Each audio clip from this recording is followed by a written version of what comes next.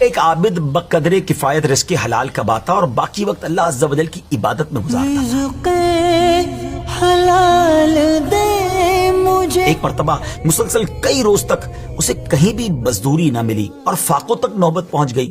وہ خود بھی بھوکا رہا اور اہل و عیال بھی بھوک کی مشقت برداشت کرتے رہے۔ جب معاملہ حد سے بڑھ گیا تو اس نے اپنی زوجہ سے کہا کہ کل میں مزدوری کے لیے جاؤں گا، تم دعا کرنا، اللہ عز و جل تمام مخلوق کو رزق دینے والا ہے، وہ ہمیں بھی محروم نہ رکھے گا۔ اس کی زوجہ نے بھی مشورہ دیا کہ ہم یقین کامل کے ساتھ رزق کی تلاش میں نکلیں گے تو اللہ عز و جل ضرور کوئی راہ نکالے گا۔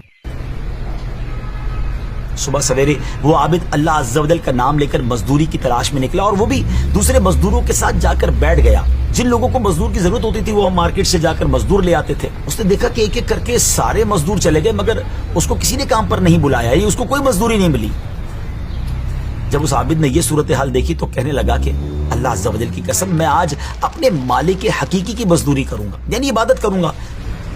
چنانچہ وہ دریا پر آیا اور وضو کر کے نوافل پڑھنے لگا۔ رزق حلال دے مجھے اے بے سارا دن اسی طرح رکوع و سجود میں گزار دیتا۔ شام کو جب گھر پہنچا تو اس کی بیوی نے پوچھا کیا کسی کے ہاں تمہیں مزدوری ملی؟ اس نے جواب دیا ہاں، میں نے تو آج بہت کریم مالک کے ہاں مزدوری کی ہے، اس نے وعدہ کیا ہے کہ وہ مجھے اس مزدوری کا بہت اچھا بدلہ دے گا۔ دوسری صبح دوبارہ یہ عابد مزدوری کی صف میں کھڑا ہو گیا، کسی نے اس کو مزدوری کے لیے طلب نہیں کیا، باقی لوگوں کو وہ لے جاتے گئے، پھر اکیلا رہ گیا۔ اب اس نے سوچا کہ پھر آج میں اللہ عز و جل کی عبادت کروں گا، پھر دریا کنارے جا کر عبادت کرنے لگا۔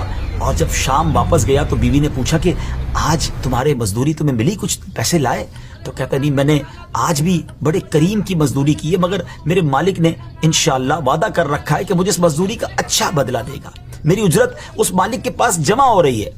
اب فاقوں کی ماری زوجہ ہے، گھر والے میں بھوک ہے، وہ یہ بات سن کر جھگڑنے لگی شوہر سے کہ کئی دن سے فاقے چل رہے ہیں، بچوں کی حالت ایسی ہو گئی ہے کہ دیکھی نہیں جاتی، ہم میں سے کسی نے بھی کئی دنوں سے ایک لقمہ نہیں کھایا اور تم جس مالک کے یہاں مزدوری کر رہے ہو اس نے تمہیں آج بھی تمہاری اجرت نہیں دی ہے، اس طرح کیسے گزارا ہوگا؟ اس پر وہ عابد بہت پریشان ہوا اور ساری رات کروٹیں بدلتے اس نے گزاری۔ بچے بھوک کی وجہ سے بلبلا رہے تھے اور اس کی اپنی حالت بھی قابل رحم تھی۔ بالآخر صبح وہ پھر بازار گیا، مزدوروں کی صف میں کھڑا ہو گیا۔ آج پھر ویسا ہی ہوا کہ اس کو مزدوری نہیں ملی، کوئی بھی اپنے ساتھ نہیں لے گیا۔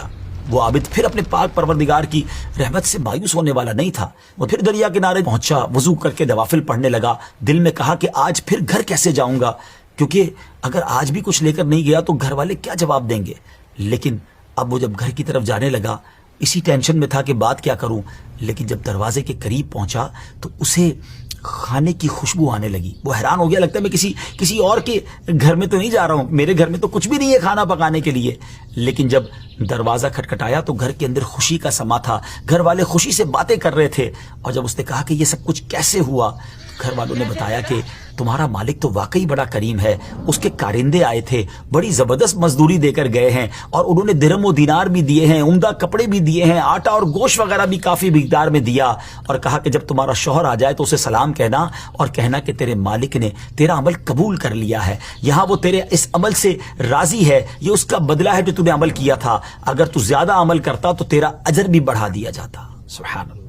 دیکھا آپ نے، یہ تو دنیا میں اس مزدور کے عمل کا کچھ اجر تھا، رب عز و جل اس کا اصل بدلہ تو جنت میں عطا فرمائے گا نا۔ یقیناً اللہ عز و جل کسی کا عمل ضائع نہیں کرتا۔ اس واقعے سے ہمیں یہ بھی درس ملتا ہے کہ چاہے خوشحالی کے ایام ہو یا تنگ دستی کا عالم ہو، ہر حال میں شکر الہی بجا لانا چاہیے، اس کریم رب عز و جل پر کامل بھروسہ رکھنا چاہیے اور اس کی عبادت و ریاضت سے مشغول رہنا چاہیے۔ یقیناً جو لوگ اللہ عز و جل کی ذات پر بھروسہ کرتے ہیں، اللہ عز و جل انہیں ایسا نوازتا ہے کہ ان کے وہم و گمان میں بھی نہیں ہوتا۔